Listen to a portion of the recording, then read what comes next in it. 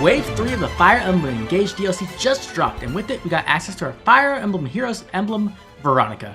Veronica is a very interesting, powerful, and versatile emblem, so in this guide I'll be breaking down all of Veronica's passive skills, inheritable skills, weapons, and best users. Let's get started because there's a lot to go over. Let's start off with Veronica's big activatable ability, Summoning. Now summoning works similar to how it did with Summoner class in Sacred Stones. You essentially spend a turn summoning and get a temporary ally that you can control. When you summon, you will get to choose between a red or sword unit, a blue or lance unit, a green or axe unit, or lastly a colorless unit who could be a dagger, archer, or mage. Now of course, because Veronica is from Fire Emblem Heroes, they couldn't resist adding in even more gacha, so every time you summon, you will randomly get a 3 to 5 star character.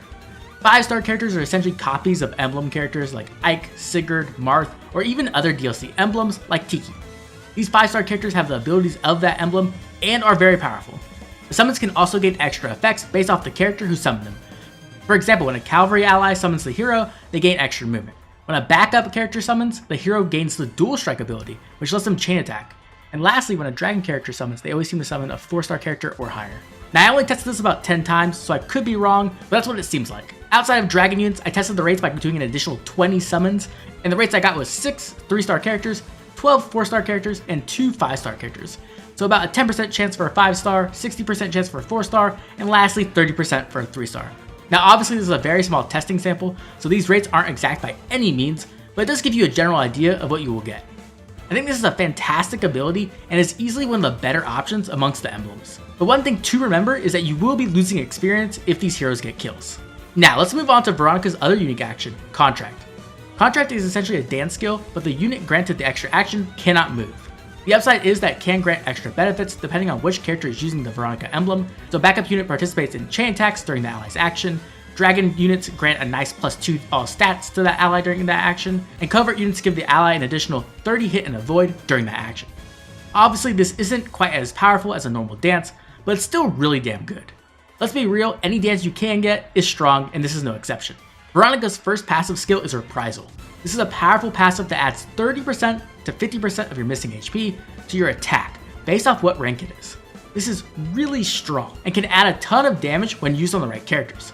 This typically won't do all that much for your ranged characters who are sniping enemies with magic, but on a melee character who needs to be in the front lines, you can easily stack a ton of damage. And there's some cool skill builds you can use to take full advantage of this passive I'll talk about later. Next up is Level Boost. Level Boost is similar to Roy's Rise Above skill, but instead it's every time Veronica kills an enemy, max 3, she receives 1 level's worth of stats. This isn't terrible, typically you'll gain anywhere from 2 to 5 stats per stack, which does help out. Nothing really to write home about, but not bad. But if there is a game-changing passive, it's SP Conversion.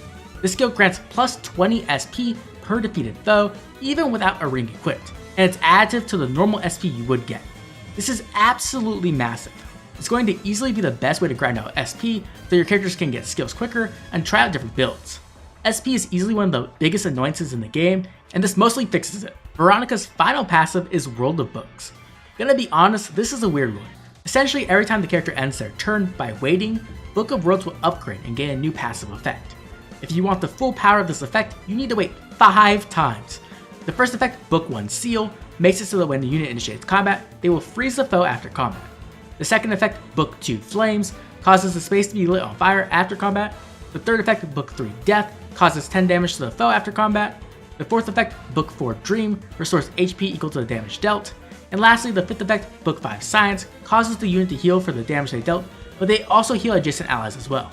And all of these effects stack, so when you reach Book 5, you'll get Freeze, Burn, 10 damage, and the AoE heal. This is a nice callback to the books of Fire Emblem Heroes, and while that may seem powerful, in all honesty I think this skill kinda sucks. Essentially you are wasting 5 turns to get those effects, which is just a complete and utter waste. Especially because once the effect triggers, it resets all your stacks.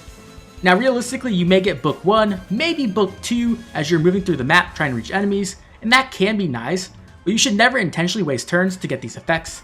They just aren't worth it. Okay, let's move on to Veronica's inheritable skills, and talk about which ones are worth inheriting to characters. First up is Reprisal, which we went over earlier.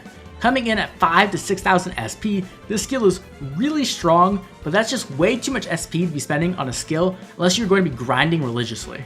I think you're honestly better off getting other skills and then just using the Veronica emblem to gain access to this one. Book of Worlds is just so niche, I don't think it's ever worth picking up, even at only 300 SP. Level Boost is decent, but once again not a skill worth picking up considering you only have 2 skill slots.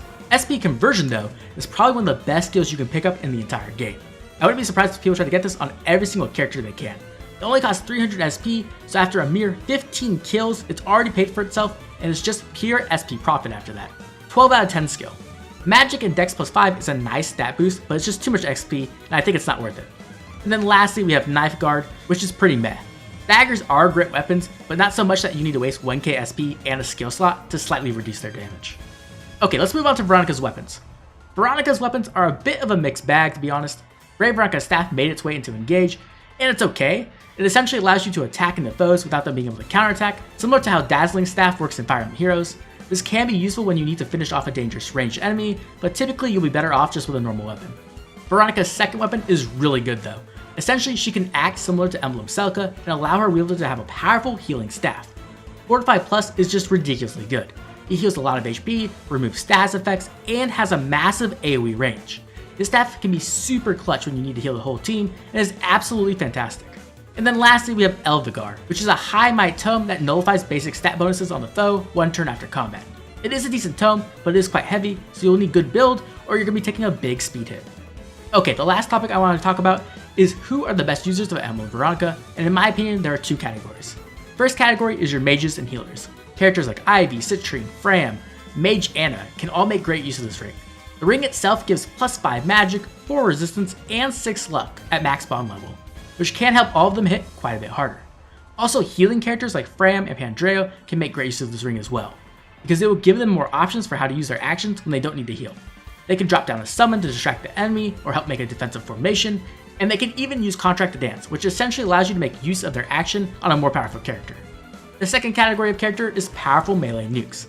Now this may seem weird because the ring is definitely focused on magic, but Reprisal can add a ton of damage with high HP characters. And that's why with proper build, characters like Boucheron, John, and most notably Panette can make great use of this ring.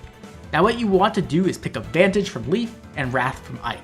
This isn't the most cheap build, at minimum it's going to cost you 2500 SP, but the Veronica ring does drastically help with your SP earning.